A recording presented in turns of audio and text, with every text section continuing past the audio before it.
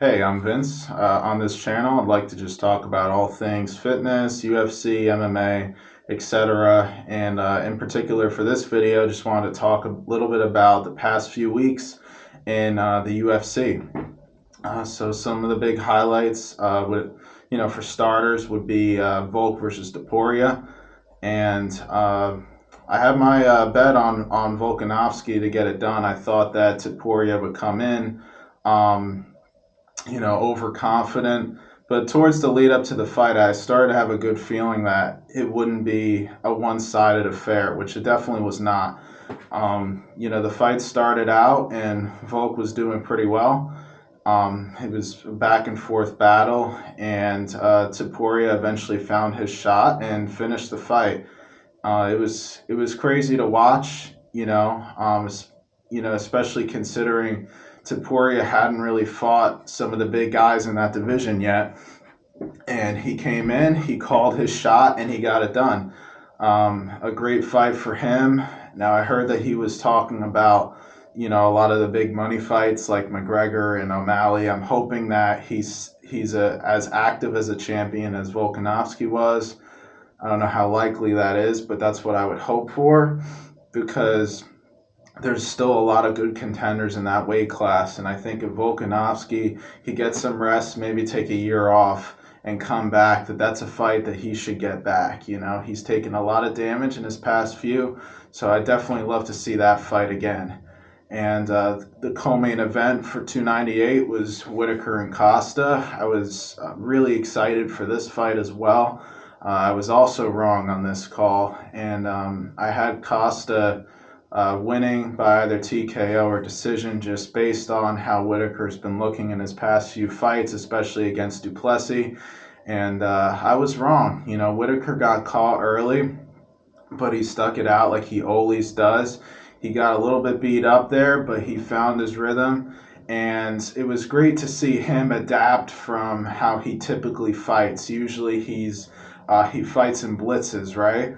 But this time, he seemed to have like these controlled blitzes and really had a good rhythm going. It wasn't too predictable, and especially landing those combinations.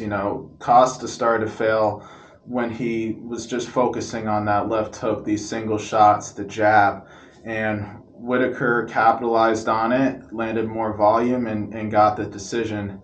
I had it for Costa, but it was a close decision that could have gone either way. And another big fight on that card, Merab versus Cejudo. Merab, he came in there. This for Cejudo, this was kind of a do or die fight.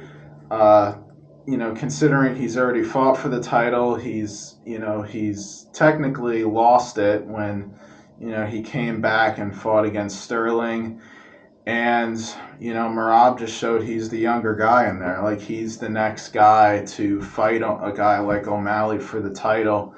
That's the next fight that should happen, no doubt about it. And, of course, a weekend or two later, we have Moreno versus Royval. This was a good back and forth fight. Was really impressed with Royval's skill set in there against Moreno.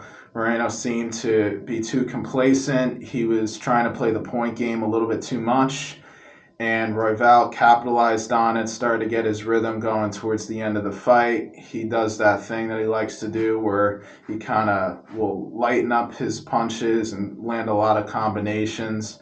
And it was just working for him towards the end. Rounds 4 or 5, 3, 4, and 5 definitely were in his favor, and it was great to see him back. I think if he fights like that against Pantoja, if he does get that rematch, especially if his wrestling defense is better, I think he has a good chance at maybe even snatching the title. I think that's a good fight to make next for the flyweight division. And co-main event there was Rodriguez and Ortega. Of course, they fought last year, or maybe 2 years ago. I think it might have been in 2022. And, Ortega got injured, unfortunately. Rodriguez had him in that triangle. And when Ortega was pulling his arm out, unfortunately, he got injured. But luckily the UFC made it 5 rounds to correct the fact that they never really got the chance to fight each other for 5 rounds like it was scheduled before. And Ortega weathered the storm. He got hurt badly in the first round, but towards the end of the first round and rounds 2 and 3, he, really played the wrestling game well, really used his jiu-jitsu, and unfortunately, Yair Rodriguez still doesn't have an up to par, wrestling defense for that upper echelon of that weight class. And Ortega got it done by submission. Really impressive performance, and he should either be one fight away, or maybe they'll even give him the next title shot. We'll see what happens in that division. Another highlight from that card was Zell and Francisco Prado. Really fun fight to watch. Contrast of styles. 7-inch reach advantage for Zell. He was fighting a smaller guy.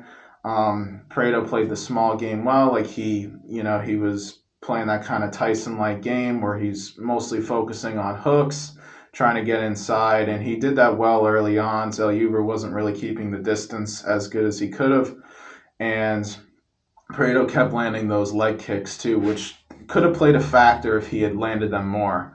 But round 2 comes, and Zell puts a stamp on the fight, starts landing those front kicks, the jab straights, really kept Prado on the end of his punches, and from that point on, it was pretty one-sided. There was a lot of times where Prado could have got finished, but he showed a lot of heart, and he stayed in it, and it was an outstanding fight. I don't remember if that was fight of the night, but if it wasn't, then that's crazy.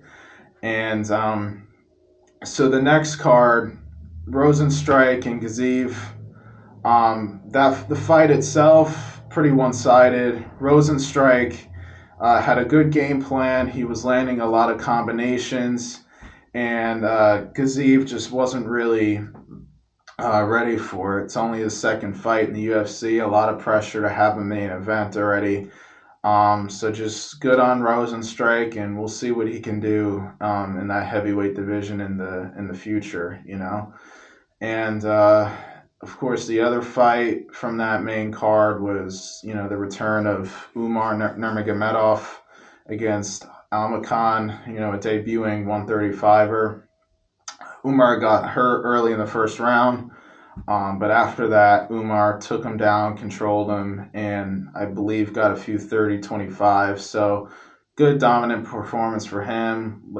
Maybe he could get a top 5 guy next. We'll see what happens. Another great fight from the prelims. I think the prelims were the biggest highlight of last weekend's fight night. A lot of great up-and-coming guys that were just debuting, I believe. One of them being Christian Leroy Duncan. Just an outstanding performance. Used his range really well. Had a great spinning elbow. Great long range techniques as well. Kept his reach in Ribero's face. And then second round comes and he uses his wrestling, and he finishes Ribero on the ground. Outstanding performance. With how wide open middleweight is right now, I'm excited to see what's next for Duncan. And then one of the fights before that was the return of Ludovic Klein. Klein, of course, started in featherweight, and I think he missed weight in his debut a few years ago when he fought Shane Young on that Whitaker versus, it was Adesanya versus Costa, that card. Had 2 more fights, lost him. Then he moved up to lightweight, which I think is a great home for him. He's got the reach for lightweight. He's, got a good size for the lightweight division. And, against Cunningham, a lot of respect for Cunningham, of course. A short notice fight. And you could definitely tell that that's not his weight class. Klein looked incredible. He landed his body hooks very well. He landed some good front kicks and knees, and really overwhelmed Cunningham early, and I believe finished him with a body shot. Exciting performance from Klein. Hopefully he could get a top 15 opponent, based off of that performance, I thought he looked incredible, and I believe he's on a win streak now. So kudos to him. And then just the last fight I'm going to talk about here tonight, Al Sawadi versus Radzhabov. This was, I think, the second or maybe the opening fight of the prelims, and I really love this fight. For two debuting guys, or I believe they were debuting. If not, they were early in their UFC careers.